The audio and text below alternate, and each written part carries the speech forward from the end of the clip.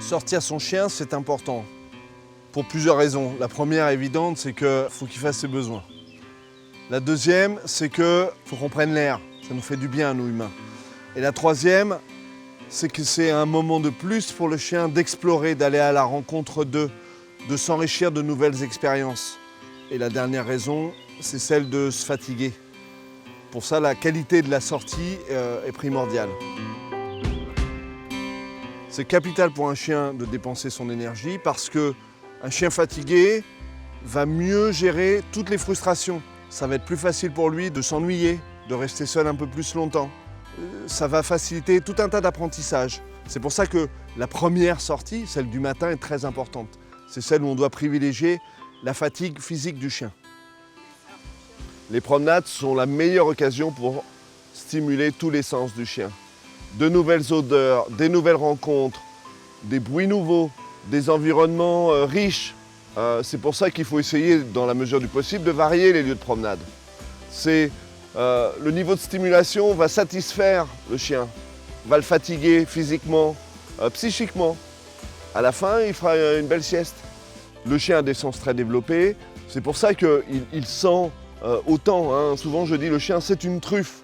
Hein, il va être presque conduit par sa truffe. Le niveau d'éveil des sens est important, il faut le respecter et ça va participer en plus à son bien-être, à son développement cérébral, à son bien-être, à la connaissance qu'il va avoir de son environnement et à la curiosité aussi qu'il va avoir. C'est important de le laisser renifler, attention dans la mesure où ça se passe en toute sécurité, que ça ne dérange pas les gens, que ça ne perturbe pas la promenade au point que le chien après ne nous suive plus, ne revienne pas quand on l'appelle. Mais le laisser explorer, bien sûr, c'est une richesse pour le chien de pouvoir explorer, sentir, rencontrer, voir. Pour réussir à fatiguer son chien, il faut s'adapter au chien que l'on a. Pour certains chiens, faire une balade tranquille, ça peut suffire. Renifler 2-3 odeurs, courir avec un chien peut suffire. Pour certains chiens, il va être nécessaire d'être un peu imaginatif, prendre son vélo.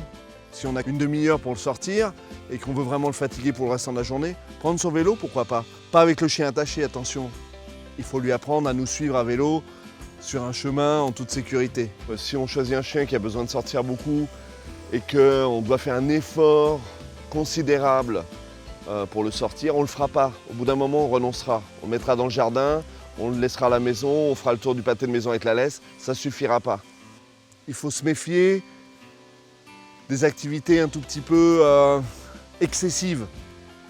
Lancer une balle à un chien de façon intensive pendant un quart d'heure, c'est dangereux. Lancer une balle à un chien pendant un quart d'heure, c'est effectivement le monter en excitation. C'est un petit peu pauvre, hein, il ne faut pas se cacher la vérité, c'est un petit peu pauvre comme comportement.